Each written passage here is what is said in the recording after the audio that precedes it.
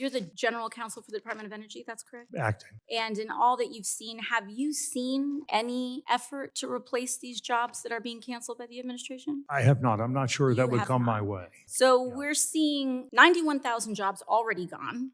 Representative Alexandria Ocasio-Cortez confronts DOE Acting General Counsel Mr. Novak with devastating numbers. 91,000 jobs lost from Trump's clean energy rollbacks. A Georgia town of 157 people lost 166 jobs. Battery plants shuttered. Manufacturers bankrupt. When AOC asks about plans to replace these jobs, Novak admits he hasn't seen any effort.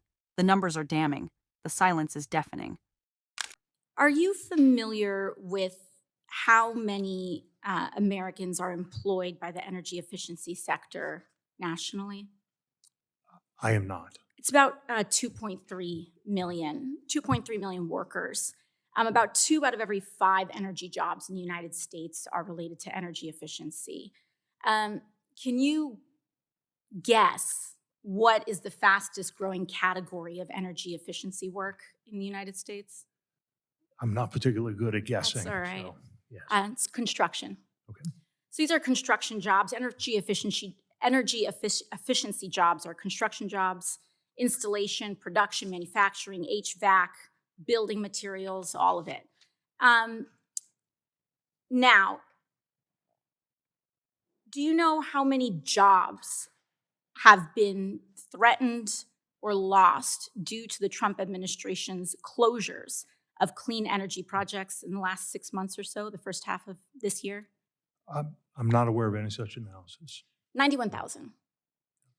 Trump administration and Department of Energy policies have cost Americans 91,000 jobs nationwide in rollbacks on efficiency. And, you know, these large numbers are statistics. They're hard to, I think, people to understand when they show up on a white paper. But in Colorado's 8th district, Amprius Technologies canceled plans to construct a $190 million battery plant in Brighton, Colorado. In that same district, actually, another company, VSK Energy, canceled plans due to the Trump administration, canceled their plans to build solar panels, and they scratched a $250 million investment and up to 900 jobs in that same district. In Georgia 12, an EV plant was canceled due to the Trump administration and DOE's freezing of the EV charging program. Registered Georgia has a population of 157 people. They lost out on 166 jobs.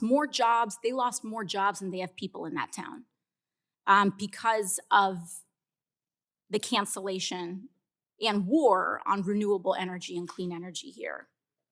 In that same district, a copper foil manufacturing plant went bankrupt as a result of these rollbacks, and Augusta, Georgia lost out on 350 jobs. And I mean, the list goes on. In South Carolina, 250 jobs when a construction of an EV plant in Florence was halted due to DOE's freezing of funds. I mean, we could go on. In Michigan 10th, 167 jobs were lost after $50 million worth of investment. These are all freezes in renewable and clean energy construction and development projects. This is an industry that has been a source of jobs and growth. This administration, the Trump administration, is destroying the American economy, destroying American jobs. 91,000 jobs in this sector alone. I have one simple question. In these towns and areas, what is the DOE's plan to replace those jobs in those affected areas?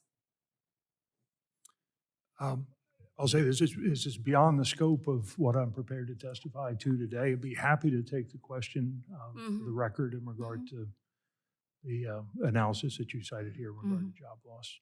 So in your view, you're the general counsel for the Department of Energy, that's correct? Acting. Acting. And in all that you've seen, have you seen any effort to replace these jobs that are being canceled by the administration? I have not. I'm not sure that would come my way. But so we're seeing a concerted effort, 91,000 jobs already gone. Now, this is after the administration has also already released a revised report saying we have 1 million less jobs in this economy than was originally reported. We're actively killing plants and projects in rural places across this country. And I'm hearing today that there's no effort to replace them. And my time is up. I yield back.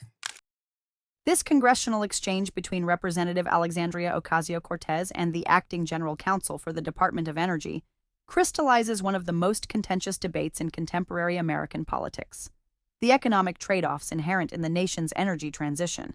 Ocasio-Cortez's questioning strategy was methodical and data-driven, designed to build a cumulative case that Trump administration policies have resulted in tangible job losses across the clean energy sector. By opening with the statistic that 2.3 million Americans work in energy efficiency, representing 2 out of every 5 energy jobs, she established the sector's significance to the broader economy. Her emphasis on these being construction, manufacturing, and installation jobs was strategically important, countering narratives that clean energy work consists primarily of abstract or less valuable employment. The figure of 91,000 jobs allegedly lost or threatened due to administration rollbacks provided the emotional and political weight of her argument. Rather than allowing this to remain an abstract statistic, Ocasio-Cortez employed a particularly effective rhetorical technique. She personalized the data through specific examples. The Brighton, Colorado battery plant cancellation, the Georgia town of 157 people losing 166 jobs, the bankrupt copper foil manufacturer in Augusta. These concrete cases transformed policy critique into human stories with faces and zip codes. Her choice of examples spanning multiple states and districts was also politically calculated, demonstrating that the impact crosses geographic and potentially partisan boundaries. By highlighting rural areas and smaller towns, she countered potential criticisms that clean energy benefits only urban coastal populations. The Georgia example was particularly striking.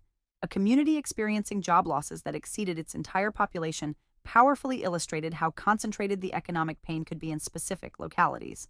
The acting general counsel's responses revealed the limitations of testifying on matters outside one's immediate expertise, but also potentially exposed a broader accountability gap within the administration.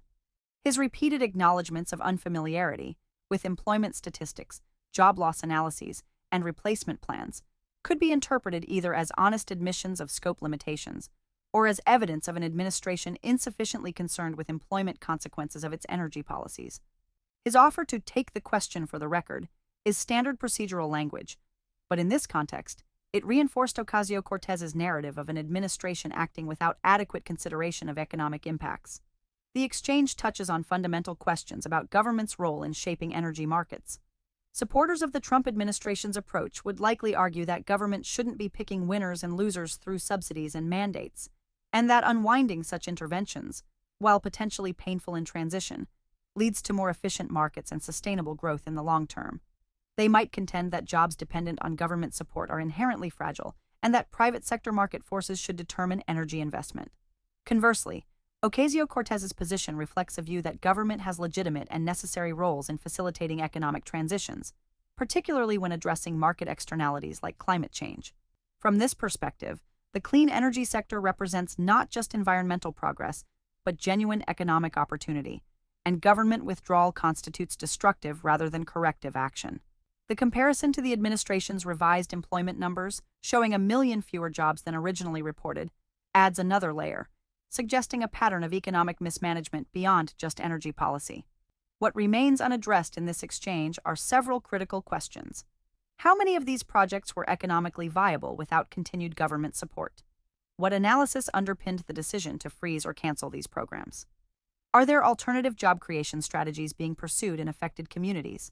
And, perhaps most importantly, how should policymakers balance the immediate pain of job losses against arguments about long-term fiscal responsibility or market efficiency?